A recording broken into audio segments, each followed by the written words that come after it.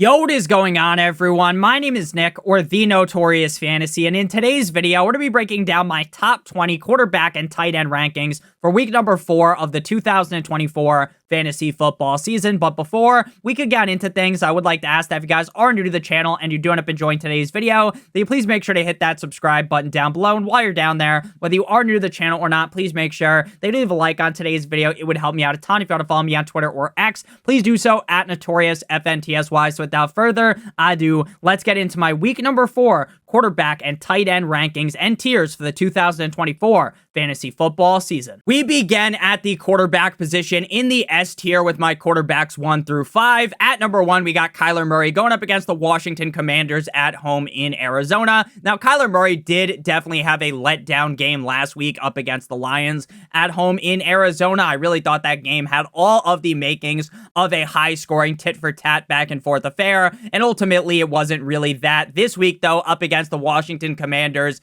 is the perfect matchup. The matchup is ripe for a bounce-back game. Kyler was the quarterback 1 back in week number 2 up against the Rams. And I think he's going to have a very similar performance here up against the Commanders defense that is bottom of the barrel in a game script that should be high scoring. At number 2, we got Josh Allen of the Buffalo Bills going up against the Baltimore Ravens in Baltimore on Sunday Night Football. Now, Josh Allen has been the definition of hot and cold this season. Week 1, QB1. Week 2, QB28. Week 3, quarterback number 1. But I am going to dismiss that bad performance up against the Dolphins because the Buffalo Bills ran a train on the Dolphins in that game. They didn't really have to pass the ball too much. James Cook ate my Miami Dolphins alive, so Josh Allen didn't really need to do anything. I really do believe that Josh Allen could easily be the quarterback 1. There's a debate this week, in my opinion, through all of these top 5 guys. You could have any of them ranked at the quarterback 1, and I wouldn't argue with you too much. This is another game that should be very high scoring and allow Josh Allen to potentially finish as the QB1. At number 3, we got Lamar Jackson going up against that Buffalo Bills defense. Now, I do believe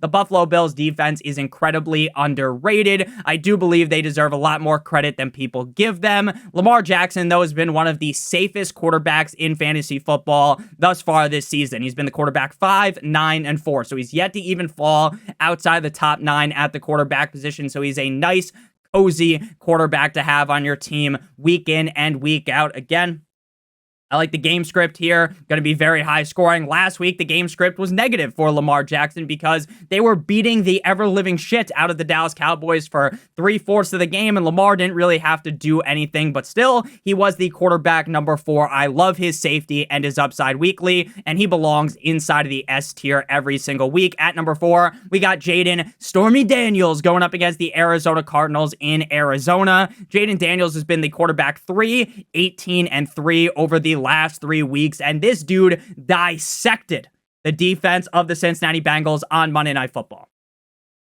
21 of 23, 254 yards, 12 rushes, 39 rushing yards for 3 touchdowns total, and 0 INTs. Jaden Daniels has fully arrived at the NFL level. Now, I get we can't truly give him the Sukalamink special, the Gawk Gawk 9000 spit on that thing here, because, of course, Jaden Daniels is just 3 games into his NFL career, but this is an amazing spot up against the Cardinals defense. And again, there is an argument to be made that he should be ranked as the quarterback 1. At number 5, to close out the S tier, we got Jalen Stop It Hurts, quarterback of the Philadelphia Eagles, going up against the Tampa Bay Buccaneers in Tampa Bay. Likely going to be very impaired at the wide receiver position. Devontae Smith at A.J. Brown probably not going to play, so it's going to be Britton Covey and a bunch of scrubs out there with Dallas Goedert and Saquon Barkley. Patty Campbell will be out there, but still, the Tampa Bay Buccaneers defense's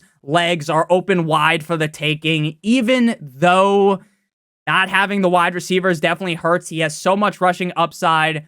I'm just going to go ahead and say that even without A.J. Brown and Devontae Smith, sure, it definitely feels a little bit less safe.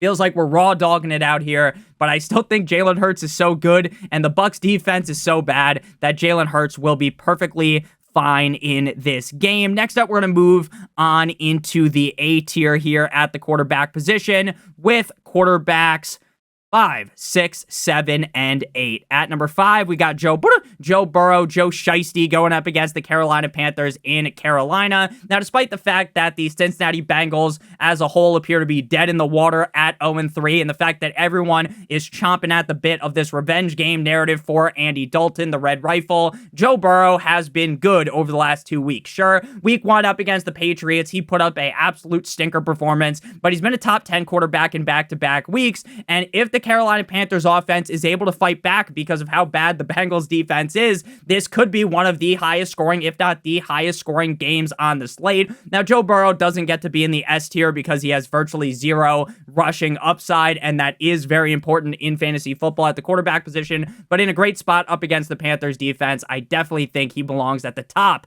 of the A tier. Next up, we got CJ Stroud going up against the Jacksonville Jaguars. We just saw the Jacksonville Jaguars get absolutely torched by Josh Allen. Now, I understand the Houston Texans shit down their pant leg last week up against the cold like Minnesota Vikings, as the Vikings just beat them down relentlessly.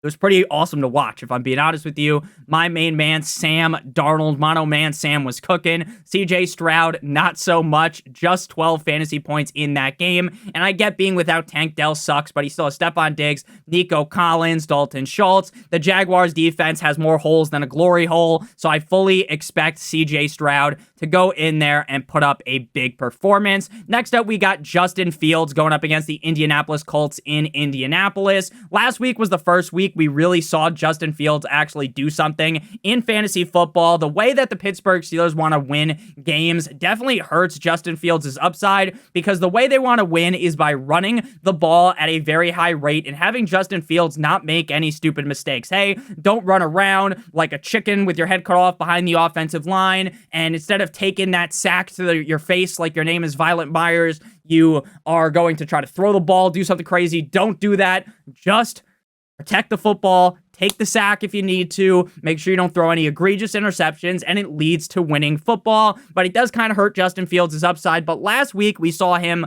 a little bit more like his old self. He was the quarterback 12 last week. The Indianapolis Colts defense is just so incredibly bad that while I do worry about the game script just being hand the ball off to Najee Harris and friends 8,000 times, Justin Fields himself has over 100 plus rushing yard upside weekly. He had 2 touchdowns, 1 INT last week as the quarterback 12. I think we should definitely get another top 12 performance out of him again because the matchup is so juicy. To close out the A tier, we got Mono Man Sam going up against the Green Bay Packers in Green Bay. Top 13 quarterback every single week, so we got to rank him inside of the top 10 every single week at this point. Now, to me, this is not an easy matchup. The Green Bay Packers defense is very solid, and Sam Darnold is coming into the game banged up. Now, he did just put up 4 fucking touchdowns last week on the head top of the Houston Texans. Should be getting back Jordan Addison-Ray, so the wide receiver core will be better.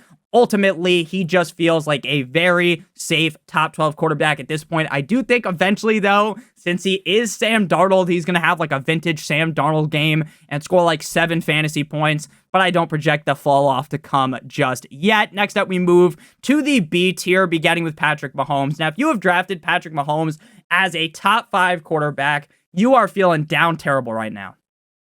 You know it's bad because Sam fucking Darnold and Justin Fields are ranked ahead of him. Now, Patrick Mahomes is still one of the best quarterbacks in the NFL. In my opinion, he is the best. He's not playing the best right now. He's a turnover machine, 4 total interceptions, just 5 touchdowns on the season, so not really the best, but they still win.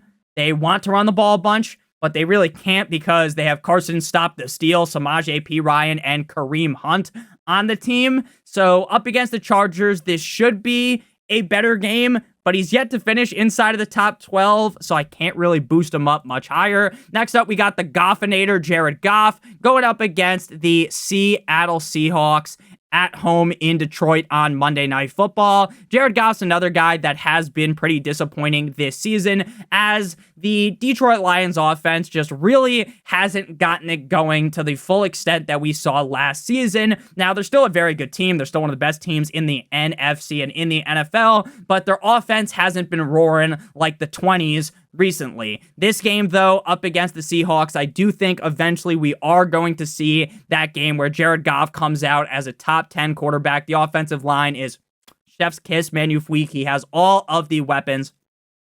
Sam Laporta most likely going to play, and this is a game that reeks of points, so I'm going to boost Jared Goff up here into the B tier. Next up, we got Anthony Richardson. Now, this game on paper up against the Pittsburgh Steelers screams of Anthony Richardson's throwing 2, 3, 4 interceptions in this game. It screams of Anthony Richardson getting plowed behind the offensive line like he's your stepsister, right? Stuck in the dryer.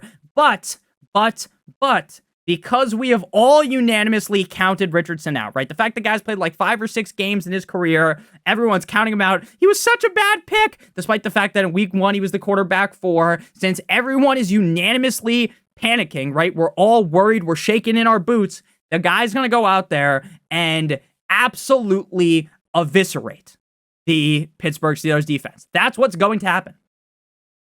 Probably. But the more likely scenario is he struggles. Again, the fact that we've all thrown him on the struggle bus does concern me, because normally once we all give up on a player, Amari Cooper, once we all give up on a player, who was the other guy last week? It was Amari Cooper and Terry McLaurin, right? And then they finally have that big game. Here, though, the matchup is just too tough for me to push him up further. Next up, we got Big Cock Brock going up against the New England Deflatriots at home in San Francisco. Despite the fact that the 49ers lost last week, he was the quarterback 5, quarterback 13 the week prior. Brock Purdy just feels like a safe bet every single week to finish anywhere from quarterback 8 through 14. Obviously, if he hits the nuts, he could finish inside the top 5, but he feels pretty safe in the 8 to 14 range, and we got him on the lower end this week because I do think the Patriots defense is still solid, despite the fact that the Jets defense, or the Jets offense, just torched them a couple of weeks ago, and not a couple of weeks ago, last week in prime time. Next up, we got Derek Carr of the Saints going up against the Atlanta Falcons in Atlanta. Derek Carr, he's hot. Week 1, week 2, quarterback 6 and 3. And then last week, he's the quarterback 29. One of those where everyone finally jumps onto the ship. Everyone finally jumps on the bandwagon. They're banging the bongos like fucking Donkey Kong. And then, you know what ends up happening? He ends up not playing good. He ends up down bad against the Eagles in a game that we all thought realistically should be pretty high scoring. It's very low scoring. This week, he goes up against the Falcons, kind of an underrated defense, but I think Carr is in for a bounce back. The fact that Chris Olave might miss, though, does have me a little bit more concerned. Next up, we got Geno Smith of the Seattle Seahawks going up against the Detroit Lions in Detroit. Quarterback 7 and 7 to start off the season. Quarterback 21. Can you do something for me? Last week up against the Dolphins. Geno Smith is still Geno Smith, and I will continue to say that. He is being masked by the offense, masked by the weapons, and Geno Smith every once in a while is going to rip the mask off and be the old school vintage Geno Smith that was getting cold cocked in the locker room by his teammates back on the Jets. Ultimately, though, Geno Smith is set up so well. The Lions' pass defense isn't the best, so Geno should finish in this range of being a high-end quarterback 2 to a low-end QB1. Next up, we move on into the C tier here with Aaron Rodgers, Baker Mayfield, and Cole's Cash Kirk Cousins. Aaron Rodgers has been a top 12 quarterback in back-to-back games, and now he has an amazing matchup up against the Denver Broncos. Outside of Patrick Surtain and a couple other pieces, the Denver Broncos defense is devoid of talent. Aaron Rodgers should go in here, Nathaniel Hackett revenge game, and have a top 12 game. But still, there's the worries of, hey, Breece Hall scores 3 touchdowns, or Breece Hall gets 2, Braylon Allen gets 1, and Aaron Rodgers is kind of left feeling a little bit disappointed. The matchup is too great, though. His expert consensus ranking is quarterback 20, which makes no sense. He should definitely be ranked higher than that. Next up, we got Baker Mayfield going up against the Philadelphia Eagles. We just saw the Eagles defense stand on their head up against the Saints, and we just saw the Tampa Bay Buccaneers shit the bed up against a horrid Denver Broncos defense. So I am worried about Baker. I do think he will bounce back, but I'm not ready to kind of fully indulge back into the Baker Mayfield hype train. I'm still a huge Baker Mayfield fan. I root for him every single week, but I'm just not ready to dive back in and rank him much higher after how he looked last week. Again, in a great matchup. Next up, we got Coles Cash Kirk to close out the C tier. Quarterback 28, 8, and 23 to start off the season. Kirk Cousins looks way better than he looked in week 1. He looked really good in week 2 and looked solid in week number 3. Now, he goes up against the Saints. Now, is the Saints defense the most elite defense in the NFL? No, but I still think they're solid enough. This is an NFC South division rivalry game that kind of reeks of not being the highest scoring. This kind of feels like a slow-paced game. And while I do like Kirk Cousins a ton, I always root for Kirk Cousins, and he has been way better on primetime this season.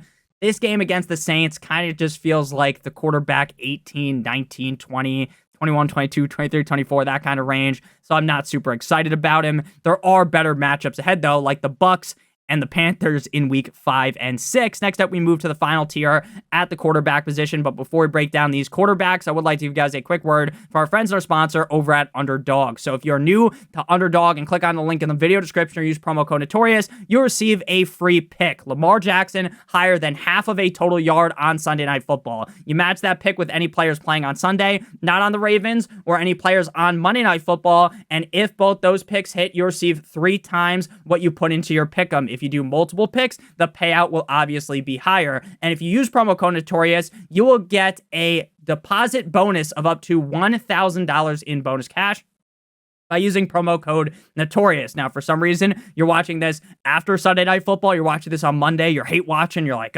this Nick asshole got these guys right. He got these guys wrong. Then make sure that if you use promo code Notorious, you'll just get a different free pick, something similar to Lamar Jackson higher than half a total yard. Again, promo code Notorious for that free pick, plus a deposit bonus of up to $1,000 in bonus cash. So the D tier, we got Caleb Williams as well as the Red Rifle, Andy Dalton. Now, last week, Caleb Williams was kind of the coming out party for him, right? He has a much better game, but he still throws 2 picks in a wet dream spot against the Colts.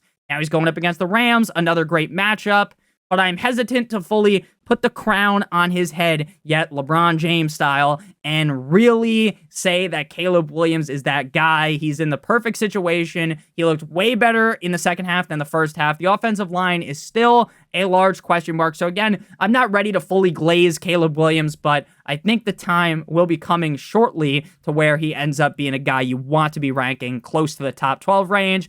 Andy Dalton, the Red Rifle, torched the Raiders last week. Quarterback number 8, 300 plus passing yards, 3 touchdowns, 0 INTs. While the revenge game narrative is fun here, and while it would be awesome for Andy Dalton to beat the piss out of the Bengals, I don't necessarily think that's going to happen. I think a lot of people are going to be, oh, so fun. Let's take the Bengals, or let's take the Panthers. Andy Dalton's so good. And then Andy Dalton is like the quarterback 20. This game wouldn't surprise me. Again, the matchup is ripe for the taking. This is a great matchup for him.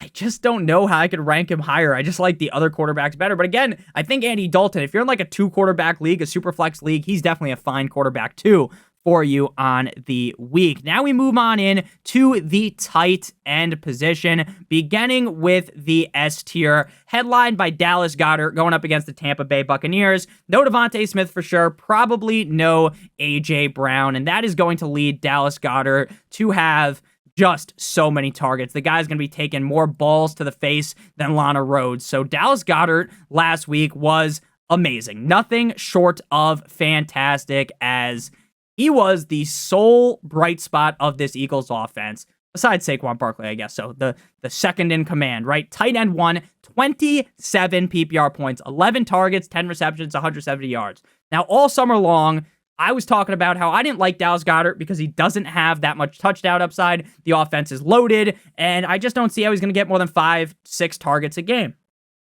And that was true until everyone got fucking whacked, and now he's getting all the targets. So this week, while the time is his, the time is now, like John Cena's walkout song, I like Dallas Goedert this week a ton. Again, great matchup up against the Buccaneers. If he plays great again, you should look to sell him immediately before he goes back to being like 7 fantasy points every single week. Next up, we got Brock Bowers. Brock Bowers had that come down to earth moment last week up against the Panthers in a great spot. Just 7 fantasy points after being a top 3 tight end in back-to-back games, but no Devontae Adams will lead to a healthy dosage of targets for Brock Bowers, and I feel very confident in him bouncing back. Next up, we move into the A tier with tight ends 3 and 4. George Kittle me Timbers up against the Patriots. It appears that George Kittle is going to be good to go. Probably no Deebo Samuel. And while Kittle's dealing with the hamstring, and while that might impact his play, he has been very consistent thus far this season when healthy.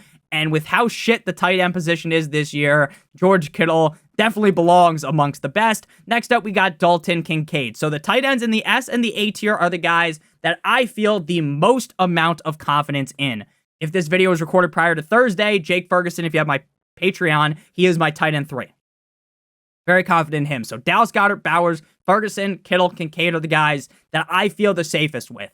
The third tier, the B tier, I still think those guys still got it in them, but I'm a lot more worried about them than I am with these guys. So Kincaid, after starting not so hot on the season, he was the tight end 5 last week and found the end zone up against the Jaguars. Again, I really like this high-scoring game narrative here up against the Baltimore Ravens. The Buffalo Bills are one of the best, if not the best offense in the NFL. And besides Shakir, they don't really have a clear number 2 option, so I feel like that clear number 2 is going to be Dalton Kincaid going forward. Next up, we move on into the B tier, headlined by Mr. Swift, Travis Kelce, going up against the Chargers in LA. Nick, how can at this point in the season you have Travis Kelce ranked this high? Travis Kelce hasn't done shit this season. Travis Kelce's too busy with his girlfriend flying all over the place in her private jet. He's too busy caring about this, that, and the other thing. He doesn't care about football anymore, blah, blah, blah, blah, blah. I get it, right? I'm a Travis Kelce truther in the summer, and Travis Kelce kicked me directly in the gonads, but ultimately, I'm not jumping ship just yet. I think he's going to get better and better as the season goes along.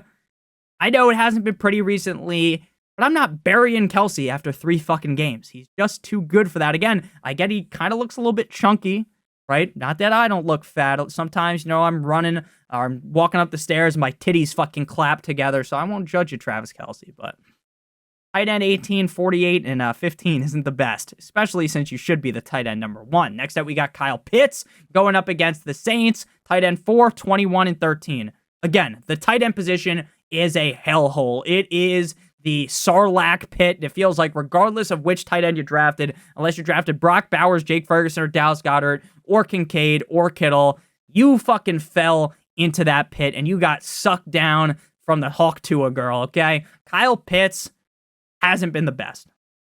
The offense isn't funneling targets to him like I thought they would. Eventually, I think that'll be fixed, but until then, he can't be in that top 5 tier. Next up, we move to Sam Laporta, who's coming off of an injury with the ankle. Now, this ankle injury that he specifically has typically leads to around a 18% reduction in terms of receiving yards.